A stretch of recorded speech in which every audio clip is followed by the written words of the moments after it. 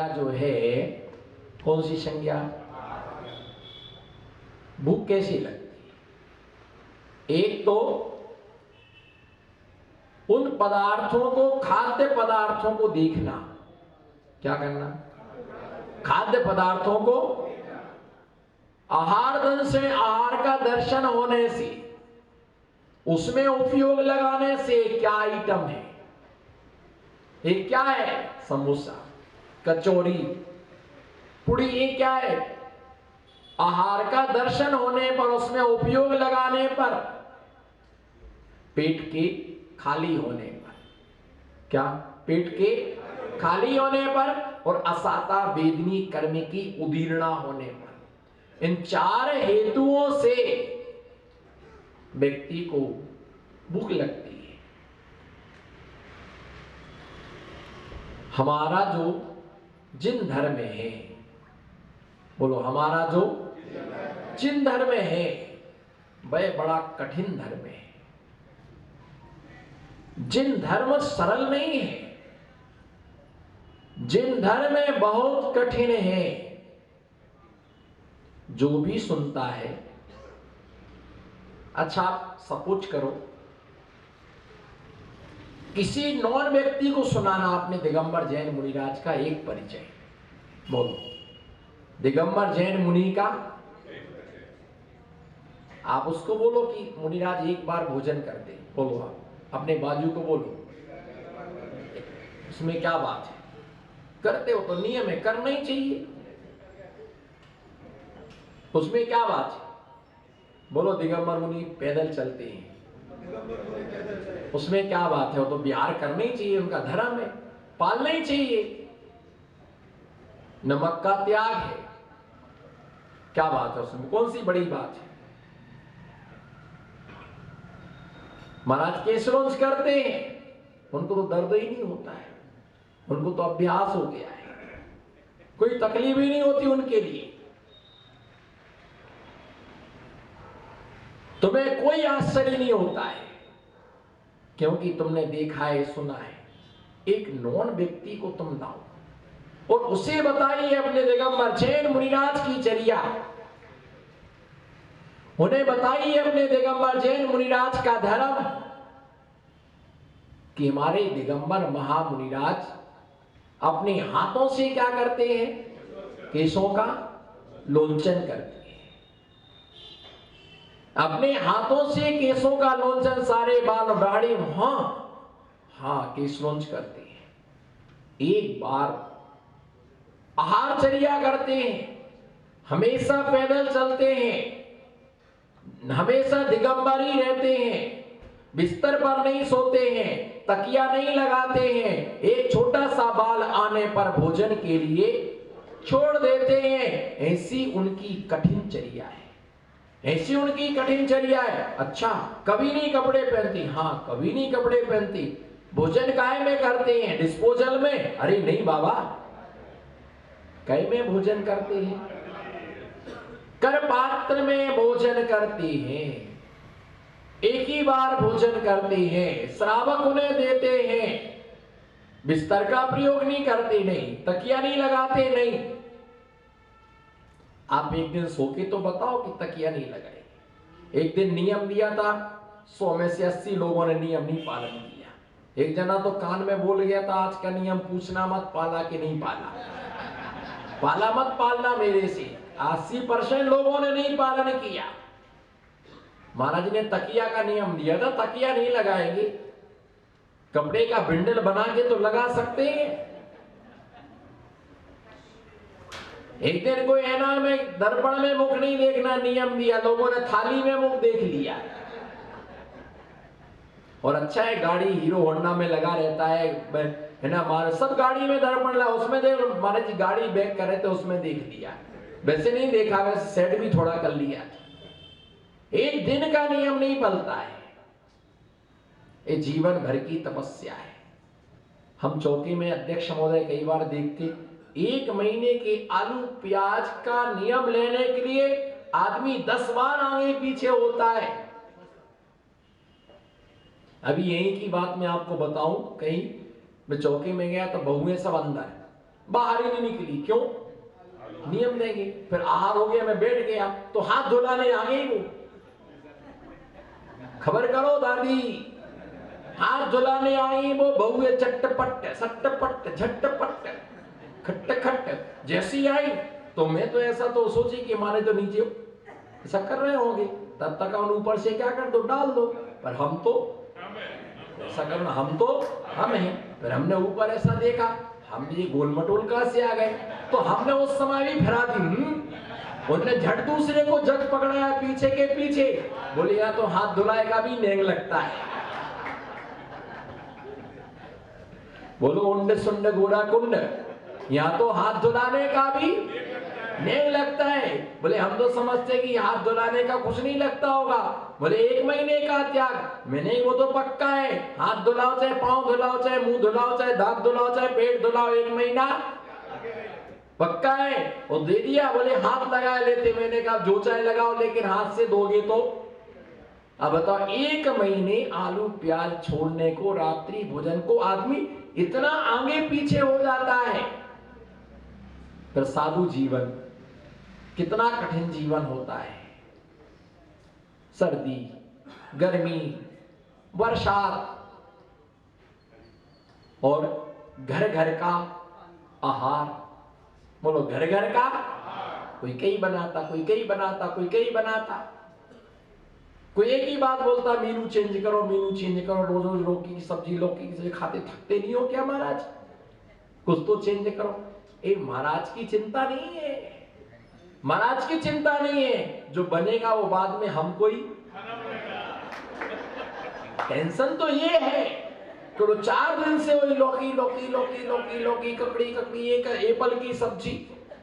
अरे महाराज कुछ टिंडा परवल कुछ चेंज तो करो। नहीं भाई वही चलता है, और ककड़ी देखते ही सिर में दर्द हो जाता है। आ गई ये ककड़ी, एक ही मेनू कैसे खाया जाता है? अब आप सोचो कैसे लेती हो। अरे लेना नहीं चाहती, लेना पड़ता है। लेना नहीं चाहते, लेना पड़ता है। खाना नहीं चाहते, खाना पड़ता है। यही साधना है। धर्म के लिए लेते हैं, तपस्या के लिए लेते हैं। कितने शुद्ध भाव से लोग देते हैं। आप देख लो, जब लोग श्रावक आहार दान देते हैं, श्रावक जब आहार दान देते हैं, उनके चेहरे पर कितनी खुशी रहती है। अहो आज मुनिराज को आहार देने का। और जो वास्तव में धर्मात्मा होते, उन्हें आनंद फूटता है। चलो 4 दिन कम से कम सोले का भोजन तो मिले, 4 दिन सोले का भोजन हमारे करने को मिलेगा। हम भी शुद्ध भोजन करेंगे। धार्मिक क्रियाओं से धर्मात्माओं को ही आनंद आता। बंदर क्या जाने, बोलो उमास्ता नगर की रानी चिल्लाओ, बंदर क्या जाने अदरक का स्वाद। बंदर के लिए कभी अदरक का स्वाद नहीं आता है। गुलाब का फूल है झांझरी जी, गुलाब का फूल है, पर खुशबू नहीं आ रही। आ रही? हाना कुछ तो बोलो। गुलाब का फूल है, बोलो सुकमा जी, गुलाब का फूल है, लेकिन खुशबू नहीं आ रही। क्यों? क्यों नहीं आ रही खुशबू? बताइए, खुशबू क्यों नहीं आ रही? आर्टिफिशियल है, कर्म के कल्लाओ। अरे बिल्कुल बगीचा में से लेकर के आए हैं, बगीचा में से लेकर के आए, बिल्कुल ताजा फूल है, खुशबू नहीं आ रही है। फूल तो जोरदार है, खुशबू भी उसमें है, लेकिन तेरे को जुखाम क्या हो गया है? तेरे को जिसे जुखाम हो जाता है, उसे गुलाब के फूल की खुशबू, बस जिसे मिथ्या की सर्दी हो गई है, जुखाम हो गया है, उसे दिगंबर मुनिराज की चर्या में चर्या नहीं दिखती है। चर्या में चर्या नहीं दिखती है। मुनि मुनि जैसे प्रतीत नहीं होते, साधु में साधु का धर्म नजर नहीं आता है। होंगे महाराज, होंगे भगवान, होंगे शास्त्र, भैया मत बांधो ये कर्म। निर्ग्रंथ मुनियों की सन्निधि में बांधा गया कर्म अपना फल दे करके ही झरता है। निदत्ती ने काची जैसे कर्म फल दे करके ही फल देता ही है, वो उसके बिना बच नहीं सकते हो। तो जो दिगंबर मुनिराज के लिए देख करके उल्टे हो जाते ना, इधर देखो, जो दिगंबर मुनिराज के लिए देख करके मुंह फेर लेते हैं, उल्टे हो जाते हैं, वो अगले जन्म में चमगादड़ बन करके उल्टे लटकते हैं। ज्ञान दे श्रोतागण, जो दिगंबर मुनिराज को देख करके अपना चेहरा पीछे कर लेता है अथवा मोड़ लेता है अथवा उनको देख करके उल्टा हो जाता है, पता चला महाराज आ रहे, गेट बंद कर दो, बात प्रक्षालन करना पड़ेगा। पर खिड़की में से जरूर देख रहे कि यहां निकल गए, खिड़की में से। हमारा धर्म सब धर्मों में बाका है। बोलो हमारा धर्म, हमारा धर्म सब धर्मों में बाका है, उसे तुमने आज तक नहीं आका है। दिगंबरता को देख करके मुंह छिपाने वालों, फिर भी मुझे यकीन है तूने खिड़की में से झांका है। आते नहीं है पर खबर पूरी लेते हैं। बोलो आते नहीं है पर जानकारी पूरी रखते हैं। जहार कहां होगा, आज कौन कौन देने गया, आज प्रवचन में कौन था, आज स्वाध्याय में कौन था, आनंद यात्रा में कौन था, जानकारी सब लेते हैं पर आ नहीं पाते। कोई कर्म ऐसा आड़े आ गया, तीव्र पाप कर्म का ऐसा उदय आ गया, ऐसा शुभ कर्म जो पिछले जन्मों में मुनि अवज्ञा से बांधा था, आज वो घर के द्वारे पर दस्तक दे रहा है कि तुम्हारे श्रद्धान का उसने हनन कर दिया है। क्या कर दिया? श्रद्धान का हनन कर दिया है। और श्रद्धान समाप्त हो जाने के बाद, श्रद्धान खत्म होने के बाद ये ध्यान रख करके चलना, जब श्रद्धान खत्म हो जाता है, जब विश्वास खत्म हो जाता है, तो मित्र भी शत्रु जैसा प्रतीत होने लगता है। सुमन जैसा मन दुश्मन हो जाता है। मित्र में शत्रुपना नजर आता है। जिनालय जेल जैसा लगने लगता है। संतशाला मदराशाला जैसी लगने लगती है। शास्त्र से श्रद्धाएं टूटने के बाद में पद्म पुराण उपन्यास जैसा लगने लगता है, पेपर जैसा लगने लगता है। इसलिए भगवान से प्रार्थना करना, हे जिनेंद्र देव, हमारी आस्था पर कभी आंच ना आए। बोलो हमारी आस्था पर कभी आंच ना आए, हमारी श्रद्धा कभी ना टूटे, श्रद्धा हमारा कभी भी समाप्त ना हो। हमेशा हमारा धर्म के प्रति अकाट्य अटूट श्रद्धा यथावत बना रहे। मनुष्य पर्याय बार बार नहीं मिलती, ये जीवन बार बार नहीं मिलता। जिनालय की दर्शन हर बार नहीं मिलती, अभिषेक का सौभाग्य हर बार नहीं मिलता। चलो ठीक है, आप तुम अच्छे हो, चल रहे फिर रहे, खा रहे पी रहे, विकलांग होते तो, लूले होते तो, लंगड़े होते तो, अपंग होते तो, आप उनसे पूछो जो चल के नहीं आ पा रहा। बोलो महाराष्ट्र की आत्माओं, काय झाला, चांगला झाला, काय वाटले, चांगला वाटले, आनंद वाटले, गार वाटले। भैया ध्यान रख करके चलना, सम्यक दृष्टियों को आनंद ही आता है। मिथ्या दृष्टियों को कभी धर्म में आनंद उसे आता ही नहीं। इसलिए दिया कि भगवान आस्था ना टूटे। और मालूम, जब किसी के पाप कर्म का उदय आता है तो सबसे पहले भगवान उसकी बुद्धि का हरण करता है। ध्यान दो, क्या जब किसी के पाप कर्म का उदय आता है तो सबसे पहले उसकी क्या खराब होती है, और जितना भी पॉजिटिव था वो निगेटिव में क्या हो जाता है, देखने का तरीका ही हमारा बदल जाता है, देखने का नजरिया ही हमारा बदल जाता है, और मन में जैसा विचार होगा तुम्हारे वचन भी वैसे ही निकलेंगे। बोलो पाटनी जी, मन में जैसा ऐसा ऐसा होता मन में, अरे हमने इतना किया इतना किया, बोला हमने इतना किया इतना किया इतना किया इतना किया, अब वो तुमने इतना सोचने मात्र से वो सब तुमने क्या कर लिया, धो लिया।